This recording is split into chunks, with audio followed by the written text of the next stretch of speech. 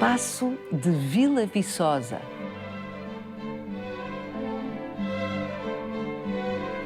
Biblioteca Camoniana de Dom Manuel II.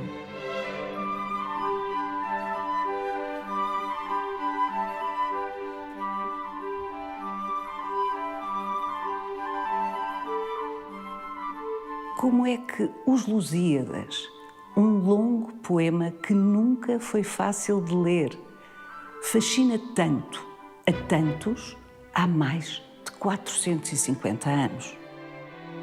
Em Portugal, as edições sucederam-se e na Europa são poucos os países que não têm uma ou mais traduções de Os Lusíadas. E há traduções na Rússia, na Turquia, na China, na Índia. A viagem do poema maior de Luís Vaz de Camões começou pouco depois de ter sido publicado em 1572. Logo em 1580, Filipe II de Espanha, determinado a ser Filipe I de Portugal, patrocinou 2 traduções de Os Lusíadas para castelhano.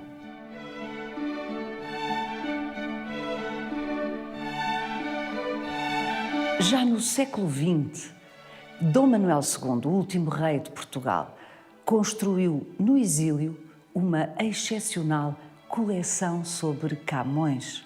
E essa coleção acabou por regressar à pátria, a que o último rei português nunca pôde regressar.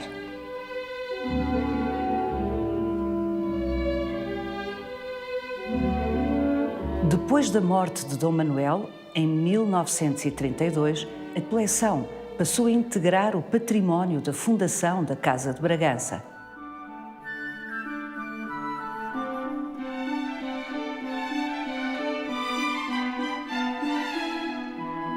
O interesse com que a obra de Luís Vaz de Camões continua a ser lida, acolhida, estudada, discutida, é um fenómeno que merece a nossa atenção.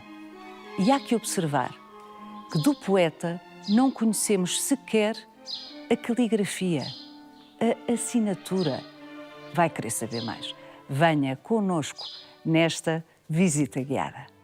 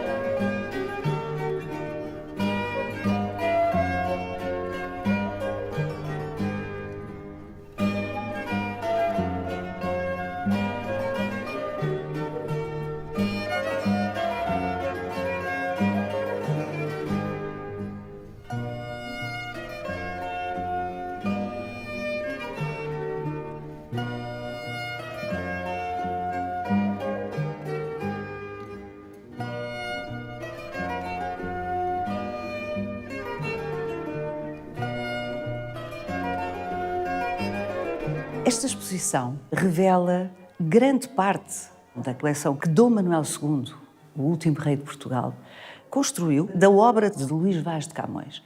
Dom Manuel II morreu em 1932, tinha 42 anos e metade dessa sua curta vida, como diria Camões, tinha passado no exílio, sem nunca poder voltar a Portugal. E é por isso que impressiona no testamento de Dom Manuel a manifestação da vontade de que um dia a sua coleção, Dom Manuel dizia a minha coleção, e aí contava os livros. É um testamento, repare-se, redigido em 1915, 17 anos antes de morrer, não é? Exatamente. E impressiona o cuidado que Dom Manuel tem de assinalar essa vontade, de que um dia os seus bens mais queridos pudessem fazer a viagem que lhe era negada.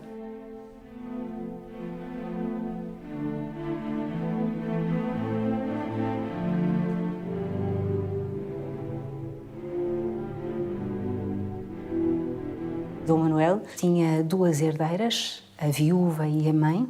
Morreu sem filhos e as duas senhoras uniram-se magnificamente para garantirem que esta vontade de Dom Manuel era cumprida.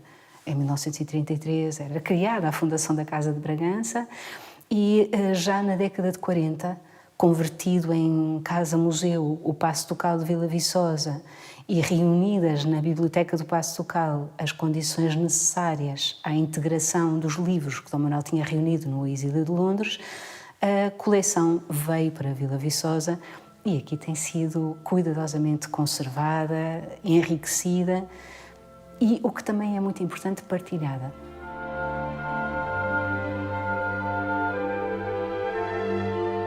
Dom Manuel subiu ao trono em circunstâncias trágicas, depois de ter assistido ao assassinato de seu pai, o rei Dom Carlos, e daquele que era então o príncipe herdeiro Dom Luís Filipe, o meu tão querido irmão, escreveu Dom Manuel num caderninho de notas íntimas.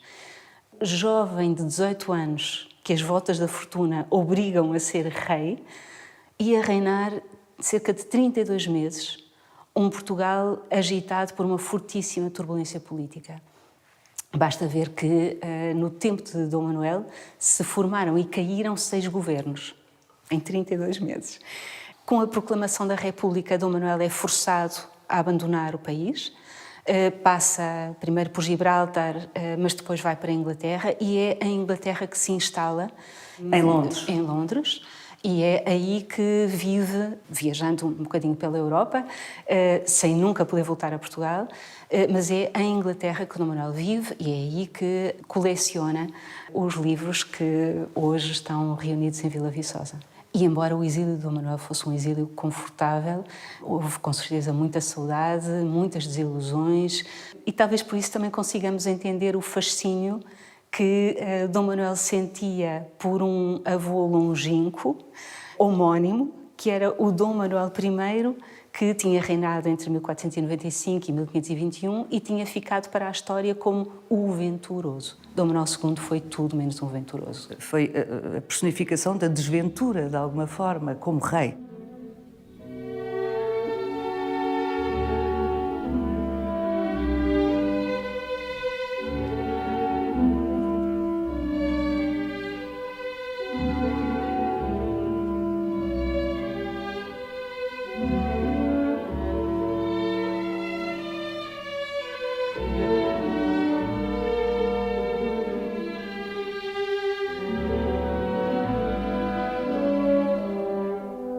Em Londres, Dom Manuel queria fazer uma biografia desse antepassado que ele admirava, Dom Manuel I, o Venturoso. Dom Manuel não chegou a cumprir esse sonho, mas ele conseguiu preparar 2 volumes de uma obra intitulada Livros Antigos Portugueses, que é precisamente esse catálogo descritivo, com estudos das obras que integram a sua coleção. Infelizmente, Dom Manuel, morrendo em 1932, não teve tempo para preparar o último volume, que seria precisamente aquele que ia cobrir o período das primeiras edições camonianas, dos Lusíadas, das rimas, do teatro. Dom Manuel não viveu tempo suficiente para... Porque Dom Manuel, um bibliófilo, é evidente, que só começou a colecionar livros sobre Luís Vaz de Camões na última década de vida, sendo que, claro que ele não sabia que seria a sua última década de vida, quer dizer, morreu, como já nos disse a Isabel, com 42 anos, nada faria supor que ele iria morrer tão cedo. Mas é a coleção mais tardia, na prática, que Dom Manuel faz. De livros. Sim, embora Camões estivesse, obviamente, no horizonte de Dom Manuel. Dom Manuel nasce no século XIX ainda, e o século XIX tinha sido um tempo de intensíssima consagração de Camões. Dom Manuel pequenito, com 10 anos de idade, faz parte da edição autográfica dos Lusíadas, que em 1898 comemorou a viagem de Vasco da Gama à Índia. Dom Manuel transcreve uma estrofe do poema, juntamente com, por exemplo, os seus pais, o rei Dom Carlos, a rainha Dona Amélia, o irmão. É uma beleza essa edição, vamos vê-la.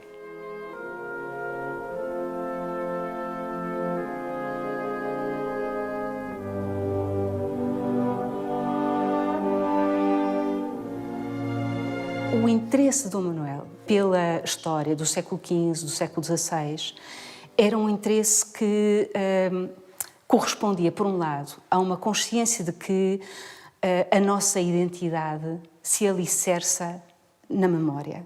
E Dom Manuel entendia que seria importante a um Portugal que ele via desunido, a um Portugal que ele via em crise. Entendia Dom Manuel que seria importante recordar um passado que para Dom Manuel tinha sido um passado de ação, de realização, de união.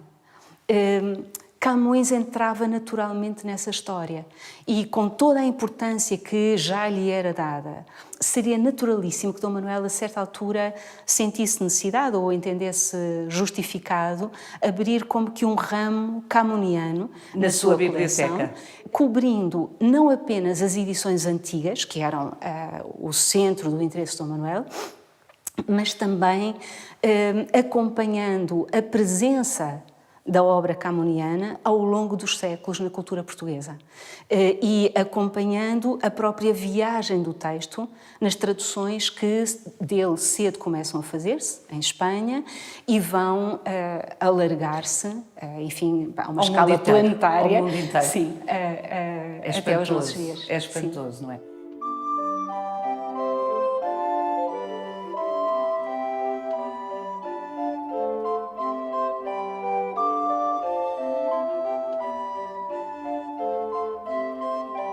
É particularmente comovente que do exílio, porque Dom Manuel não podia entrar em Portugal, é preciso dizer-se, do exílio, Dom Manuel tenha conseguido, por exemplo, adquirir edições antigas.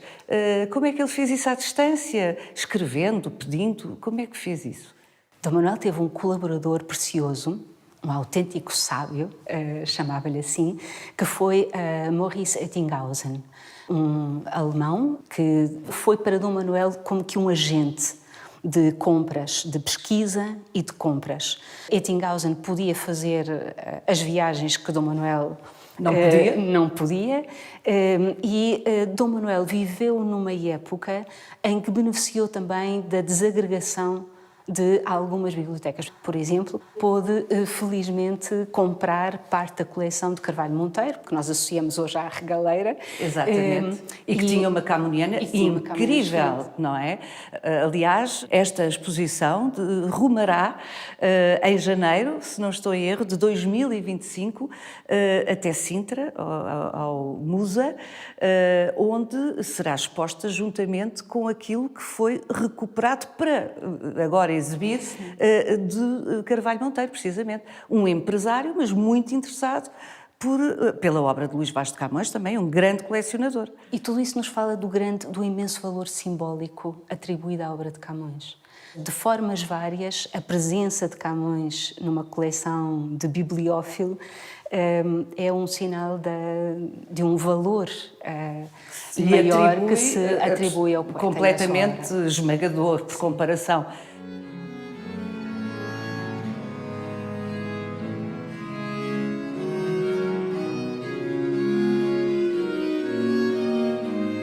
As primeiras grandes edições de Camões estão todas na coleção de Dom Manuel. Logo até ao final do século XVI, com as publicações dos Lusíadas, da lírica, do teatro, acompanha tudo isso e depois alarga a coleção seguindo o destino quase das obras de Camões ao longo dos séculos. E nós percebemos por aí que não há século sem Camões. que não tenha feito novas edições, que não tenha visto novas traduções por outras partes do mundo. Portanto, é uma obra permanentemente procurada, revigorada com novos leitores, novas gerações interessadas que debatem, que estudam. É fascinante. Se quisermos saber as razões desse sucesso ou dessa vitalidade da obra camoniana, provavelmente, no caso dos Lusíadas, por exemplo, um poema épico e um poema heroico com as sombras que Camões entendeu ali introduzir. E precisamente como um grande arquiteto, Camões tinha de perceber como é que ia erguer o seu edifício, como é que ia implantá-lo no terreno, como é que ia permitir a circulação no seu interior, que luz e que sombras ali espalhava. E os Lusíadas impressionam-nos desde logo por isso, por serem essa construção. Tão bem arquitetado, não é? Exatamente. Com uma narrativa tão bem pensada. Tão bem pensada e que continua a falar ao longo do tempo. Não é só um poema que pudesse interessar aos autores do século XVI, é um poema que nos faz pensar em respostas que são, afinal, buscas de sentido para a nossa própria vida, ou para a parte que desempenhamos na história. Camões, no fim do canto primeiro, faz uma pergunta. E é uma pergunta terrível, onde pode acolher-se um fraco humano, onde terá segura a curta vida, que não se arme e se indigne o céu sereno contra um bicho da terra tão pequeno.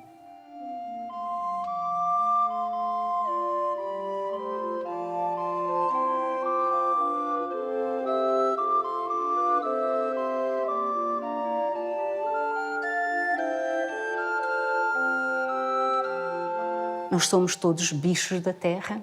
E o poema de Camões mostra-nos fraquezas, misérias, grandezas, e nele faz caber a diversidade própria de um pequeno, grande mundo.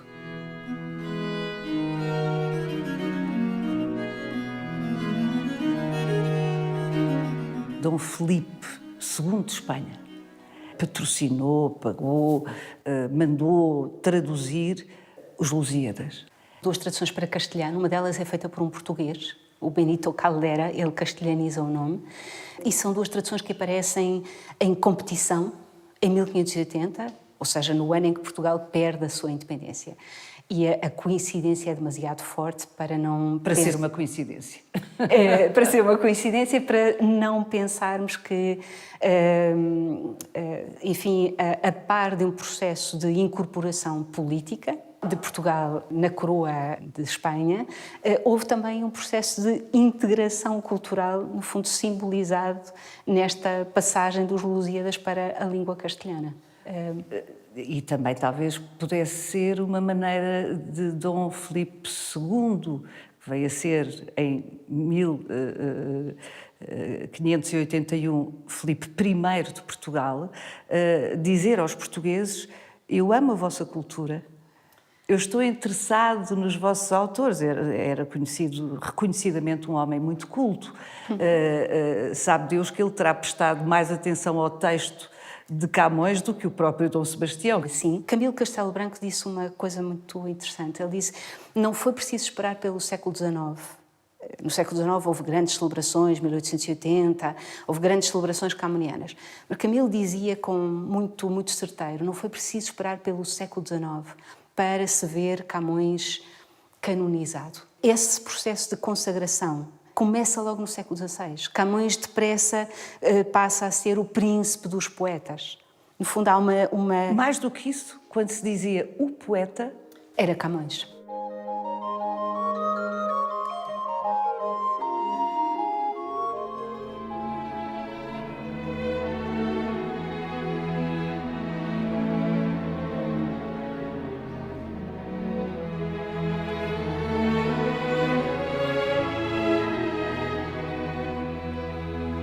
Isabel, o Vicente Fino, bibliotecário da Fundação da Casa de Bragança, vai fazer o favor de nos abrir a Casa Forte. Bem, é fortíssima, tem uma grade, é uma dupla porta.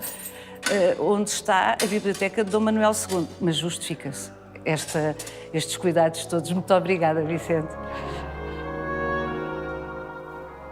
Isabel Almeida, sempre foi difícil, desde o início, ler Os Lusíadas. Era um poema épico. Era o rei da poesia e tinha, mais do que quase o direito de ser difícil, tinha talvez o dever de encontrar uma dignidade, uma nobreza do discurso que implicava, por vezes, um efeito de alguma obscuridade, alguma opacidade. Há muitas referências cultas, há alusões que um leitor tem de decifrar e não surpreende por isso que dos Lusíadas se tenham feito cedo edições que traziam notas explicativas que claramente procuram auxiliar a leitura. Ora, o que é interessante na edição de 1584 é que vamos encontrar entre algumas dessas notas erros que são muito reveladores da dificuldade que o texto de Camões trazia consigo. A edição de 1584 ficou famosa como a edição dos piscos. Piscos. Porquê? Camões chama piscosa a sesimbra. Camões ficou seduzido pela palavra piscoso ou piscosa. Piscosa é um adjetivo que significa abundante em peixe. O problema foi que quem fez a nota não soube ver o que significava piscoso ou piscosa e diz que Sesimbra é piscosa porque tem muitos piscos. Os passarinhos que ali se reúnem no tempo da sua migração. Ou, por exemplo, quando no texto de Camões se fala da rica pele de colcos, o gentil metal supremo. É uma alusão a uma história protagonizada por Jasão, que tinha ido à procura do velo de ouro. Portanto, estamos a falar de uma mitologia mitológica clássica. Exatamente. Portanto, isso tudo é para dizer ouro. Ouro. Na edição dos piscos diz, não anda muito longe, mas diz que é brocado. Criativos. Criativos, exatamente. É uma ótima palavra. Mas o que eu acho mais engraçado é que uma edição concebida para ajudar o leitor instala a confusão. Mas, como diz a Isabel, é perfeita para ilustrar a dificuldade, porque estamos a falar de uma edição do próprio século XVI, 4 anos depois de Luís Vaz de Camões ter morrido, o que dá bem conta de que as dificuldades na leitura de Camões, ou mais propriamente de Os Lusíadas, não se encontram apenas hoje.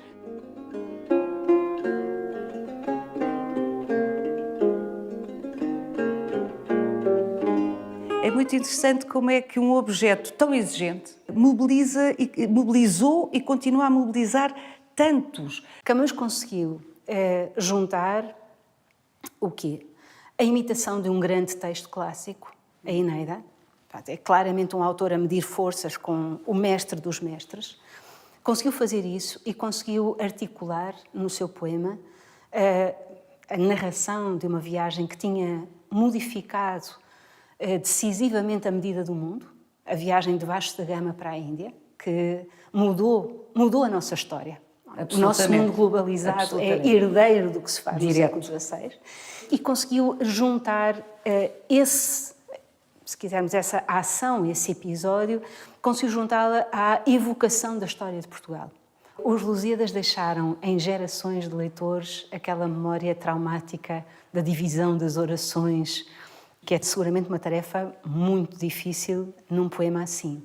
Mas o episódio do Adamastor, por exemplo, Camões constrói o episódio do Adamastor mostrando primeiro um monstro. O Adamastor é um colosso, enche Vasco da Gama de medo, cabelos em pé, pele arrepiada.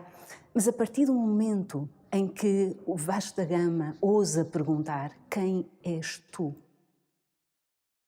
O Adamastor transforma-se e vai sendo cada vez mais frágil até desaparecer como uma nuvem negra se dissolve. Uma lição que remonta ao filósofo Sêneca, ao filósofo latino Sêneca. Sêneca dizia: as coisas são difíceis porque nós não ousamos enfrentá-las. Nessa construção que nos faz claramente perceber a importância da coragem de perguntar, a importância do desejo de saber, é um exemplo da qualidade e da mestria com que Camões constrói a sua obra.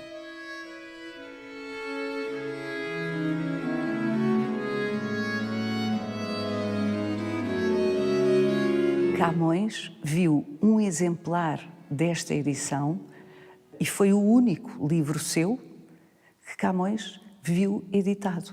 Exatamente. E Camões não seria Camões se o poema heróico não tivesse sido impresso.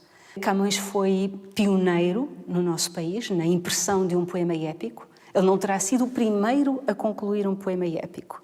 Antes de Camões, já por volta de 1568 ou 69, estaria pronto e a circular na corte o poema épico de Jerónimo Corte Real, que Jerónimo Corte Real veio a imprimir 2 anos depois dos Lusíadas.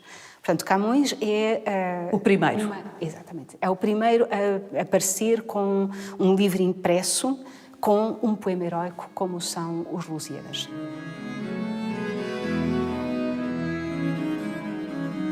Coisa impressionante de Camões, nós não temos nem sequer uma assinatura, não há um rastro autógrafo de Camões. Não lhe conhecemos a caligrafia. Não lhe conhecemos a caligrafia e não há, para um poeta que foi tão estimado rapidamente, surpreende que não haja uma relíquia.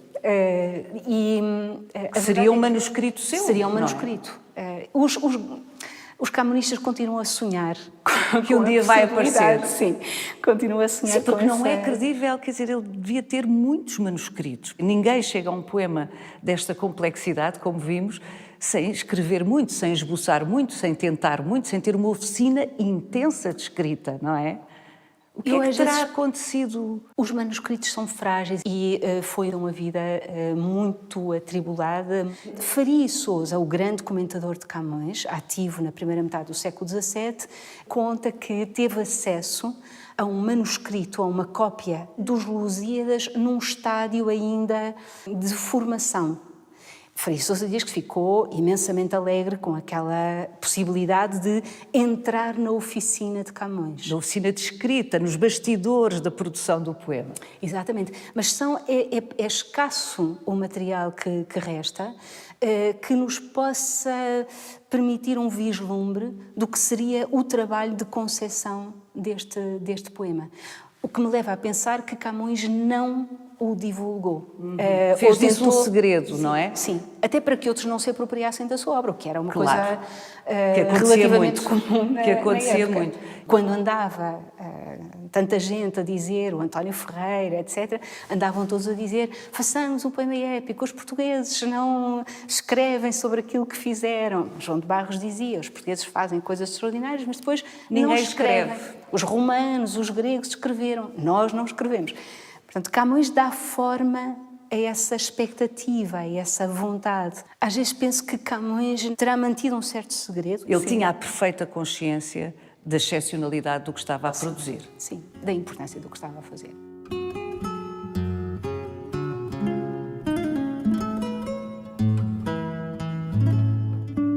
O que não sabemos, Isabel, é se o poema impresso é exatamente o poema que Luís Vaz de Camões produziu durante quase 30 anos. Neste período existe Inquisição, existe censura inquisitorial e nós sabemos que os Lusíadas passaram pelo crivo de um censor inquisitorial. O que é interessante é que o censor assina um parecer muito elogioso aos Lusíadas, apressa-se a justificar até aquilo que poderia parecer menos ortodoxo, a presença da mitologia no poema, da mitologia clássica, e fica-nos sempre a dúvida sobre se aquele elogio significa que Frei Bartolomeu Ferreira, o nome do censor inquisitorial, se Frei Bartolomeu Ferreira deixou passar os Lusíadas tal como Camões os tinha escrito, ou se houve alguma pressão censória que determinasse alterações no texto. Não temos modo de comparar aquilo que está na edição com aquilo que teria sido o texto definido, estabelecido pelo próprio poeta. O que temos temos a possibilidade de comparar o que aconteceu em 1572 com esta primeira edição, a primeira edição dos Lusíadas, com as edições que se seguiram. Isso dá-nos uma ideia do que era o modo de intervenção da censura. E o que é que os censores, ou o que é que vai sofrendo mutilação no texto? O que é erótico? A descrição de Vênus no canto segundo, a ilha namorada. O que é erótico? Sofre poda. O que tem melindre político pode ou não, depende das edições, sofrer também... Ou seja, as posteriores edições de Os Lusíadas foram todas sujeitas a censura por outros censores posteriores. A história da censura dos Lusíadas é prova da força desta obra, porque as censuras são imensamente instáveis. Aquilo que às vezes vemos numa edição desaparecer, volta noutra e depois volta a desaparecer, e é uma tal instabilidade que ficamos perplexos sobre os critérios da censura. Sobre os critérios da censura. O que percebemos é que os Lusíadas, após cerca de 50 anos de vida, voltam à sua versão primeira. Portanto, os Lusíadas conseguem deixar de ser um texto molestado pela censura. Isso diz muito da força desta obra.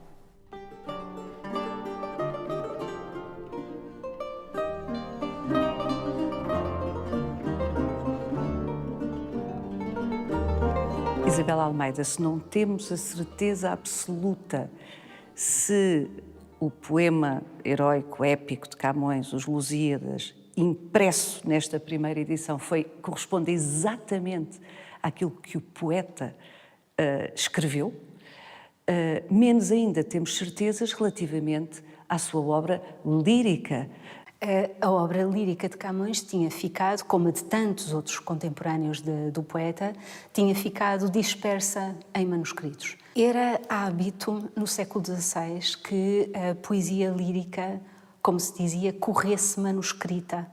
Isto é, a difusão da poesia lírica fazia-se facilmente por cópia manuscrita.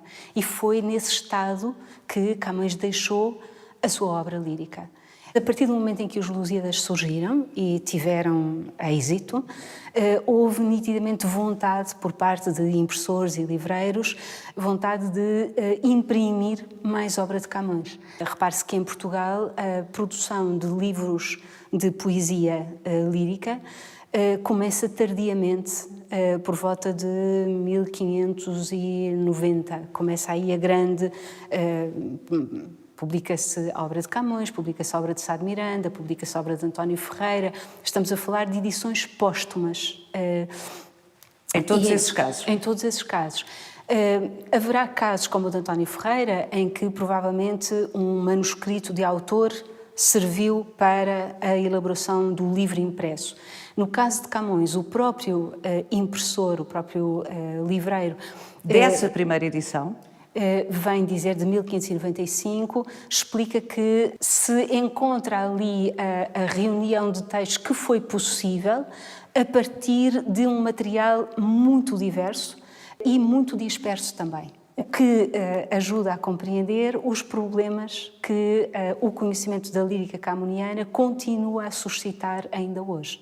Por exemplo, um soneto que começa assim: a fermosura desta fresca serra, a sombra dos verdes castanheiros, o manso caminhar destes ribeiros de onde toda a tristeza se desterra. E o texto continua e depois diz: e enfim, tudo o que a rara natureza com tanta variedade nos oferece, me está se não te vejo magoando. Sem ti tudo me enoja e me aborrece. Sem ti perpetuamente estou passando, nas mores alegrias mor tristeza. Bocage dizia que tinha sido poeta por causa deste soneto.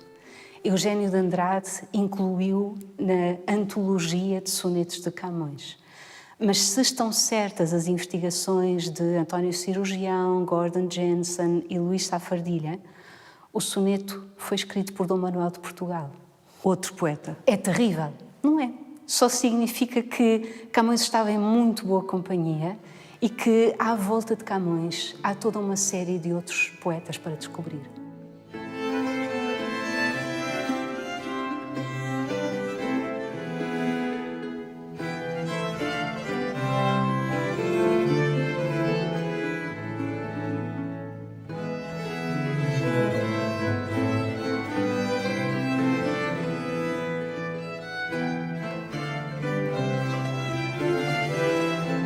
A agravar, se quisermos, a dificuldade de identificar o que foi mesmo escrito por Camões, está isto, é que outros começaram a produzir poesia à moda do poeta, daquele que rapidamente ficou tido como o grande poeta, o maior dos poetas. E não só, às vezes, há modelos comuns. Para eles, Petrarca seria uma referência, Garcilaso de la Vega seria uma referência, Boscan seria uma referência, como uma abelha, que era a metáfora geralmente aplicada e que vinha da tradição antiga. O poeta era uma abelha, colhe em várias flores o seu alimento. O mel que produz tem o travo desse alimento, mas o mel já é outra coisa. E não nos surpreende que neste quadro poetas como Camões, como Dom Manuel de Portugal, como António Ferreira pudessem escrever textos que se confundissem, porque eles espelhavam-se.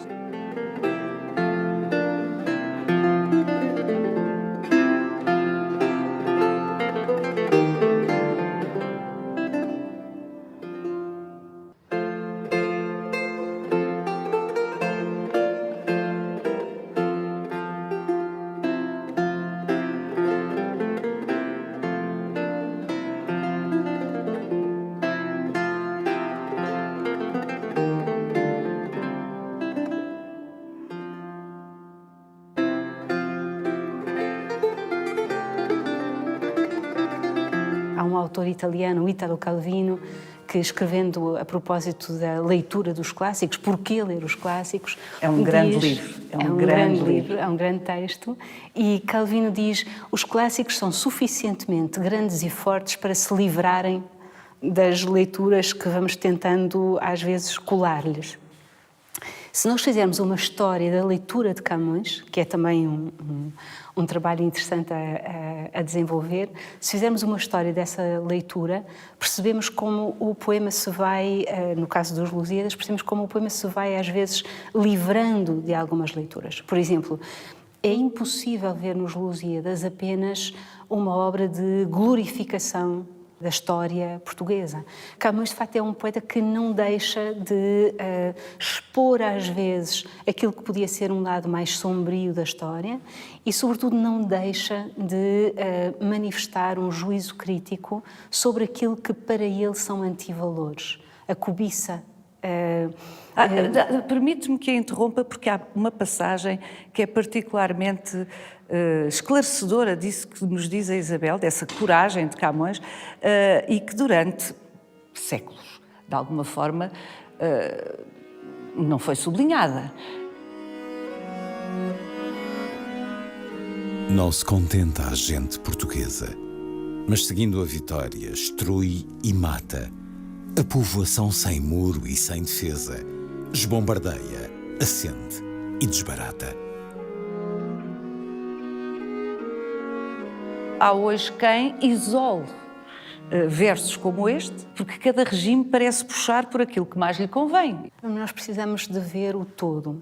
No que toca à revelação dessa nova medida do mundo, ao encontro no fundo, de novos mares, novas terras, à possibilidade de desenvolver conhecimento, quanto a isso, Camões não deixa nenhuma dúvida de que isso é bom. Como também creio que precisamos de reconhecer que há no texto de Camões uma aceitação que para Camões fazia sentido de um conceito como o de império.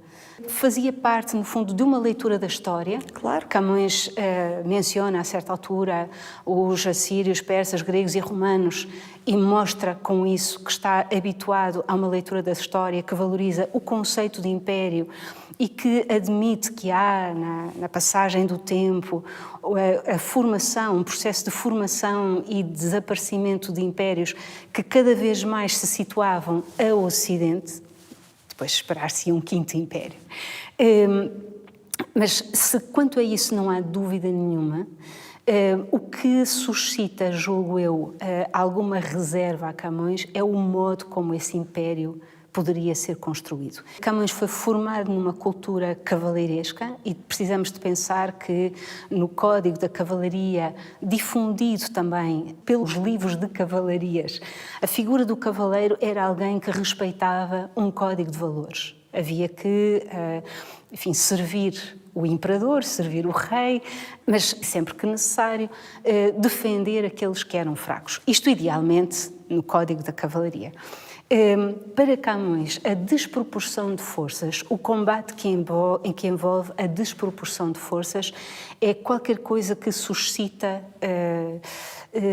digamos assim, um incómodo. Camões inclui no seu texto toda uma série de elementos que nos levam, ou que levam o leitor, e eu creio que o leitor de qualquer época, a perceber que alguma coisa não está certo. O poeta começa por dizer que entre ovelhas é fraqueza ser leão. E passadas poucas estrofes... Bela passagem. Passadas poucas estrofes, já os portugueses são comparados a um touro, animal atroz, diz Camões, que derriba, fere, mata, e o leitor tem todas as razões para perguntar porquê é que isto acontece, como é que isto acontece, e para perguntar que sentido faz essa desproporção de forças, que sentido tem bombardear uma povoação sem muro e sem defesa ou fazer chegar a violência àqueles que não podem dela defender-se. E nisso Camões é, creio, muito corajoso no modo como inclui no seu poema elementos que podem levar o leitor a olhar também com olhos críticos para uma história que lhe é mostrada. E Camões faz isso não só em relação à história que narra e a um passado, mas também em relação ao seu tempo. Os Lusíadas são um poema em que a reflexão crítica sobre o tempo presente, sobre a ingratidão dos portugueses que não estimam a arte, sobre a cobiça que fala tantas vezes mais alto, tudo isso soa no texto de Camões e tudo isso terá contribuído para que ele fosse o poema inesquecível que é.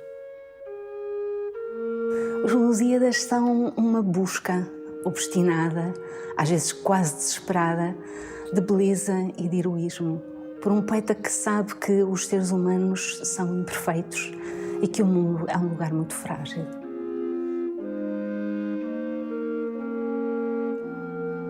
Reveja este e os outros visita guiada em RTP Play e siga-nos no Instagram e no Facebook.